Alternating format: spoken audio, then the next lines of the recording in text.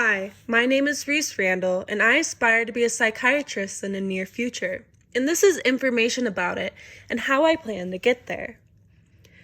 Psychiatrists mainly focus on treating, diagnosing, and preventing serious or minor mental, behavioral, or emotional disorders, which means psychiatrist specializes mainly in mental health. Being a psychiatrist, there's a lot of job duties to uphold while working, such as helping patients understand medical and psychological issues, offering treatment plans including prescriptions of medications, and monitoring the treatments that were given, communicating with family members and loved ones about the condition and ways to support if needed, as well as offering emotional support and changing the treatment plans if the previous treatments were unsuccessful.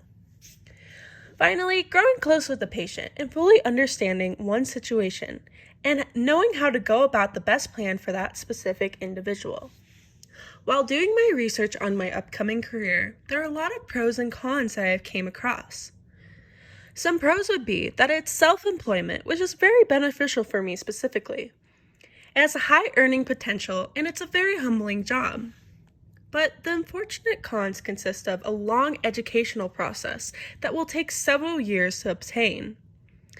And overall, it's a very expensive education process as well, and hours can vary in random situations. Becoming a psychiatrist is not an easy walk in the park. There are a few extra steps to get there. I would first attend CU Boulder while majoring in psychology to complete my 4 years of my undergraduate study. I would then receive my bachelor's degree in psychology. I would continue to apply for medical school at UC San Diego School of Medicine. Once I completed my 4 years there, I would then go to complete my residency in a 4-year program, continuing on to my full career as a psychiatrist. I would have needed to complete around 12 years of school in total to finally be able to completely start my career. As I mentioned before about my med school at UC San Diego School of Medicine, there's a lot that comes with it. I chose the school because I believe it will give me the best opportunity to become the best psychiatrist I could be. It has many programs and opportunities that is what I look most for in a medical school. This school would be a perfect fit for me and my future to come. As I attained my bachelor's degree in psychology, I would also have my ND certification, as well as completed internships and residencies programs in my psychiatry field. Additionally, I would have my state medical license and my ABPN certification. After researching many psychiatrist legal cases, I have came across Youngberg versus Romeo, which have very much grabbed my attention.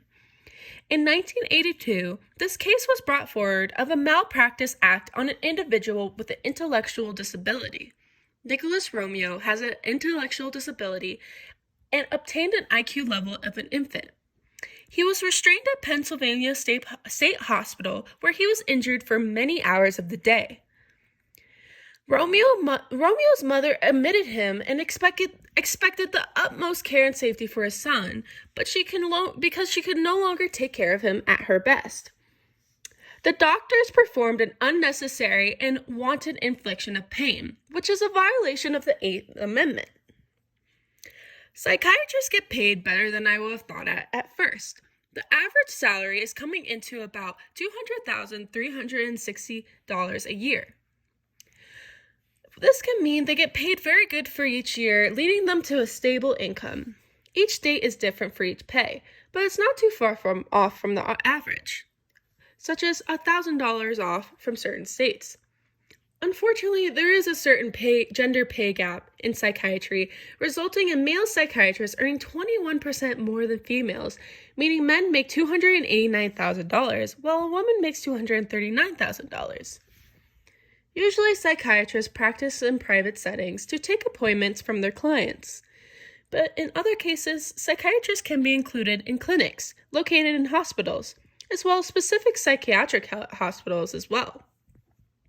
In psychiatry, you definitely need to obtain a certain personality trait to make your clients feel comfortable, as well as performing well at your job.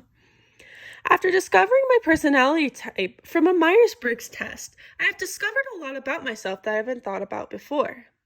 The results said I was a protagonist. As a protagonist, I'm considered a leader who takes others' needs before mine, as well as I'm extroverted and love to get to know others personally. I obtain a natural confidence and get the joy from helping others. In my job, I'm obligated to help others go through mental challenges that can cause emotional and mental pain every single day. With me being open and sentimental with others, I feel as though this would make my clients feel more comfortable and feel cared for. I've always known I've wanted to help people improve their lives, so choosing this job was not a tough choice for me.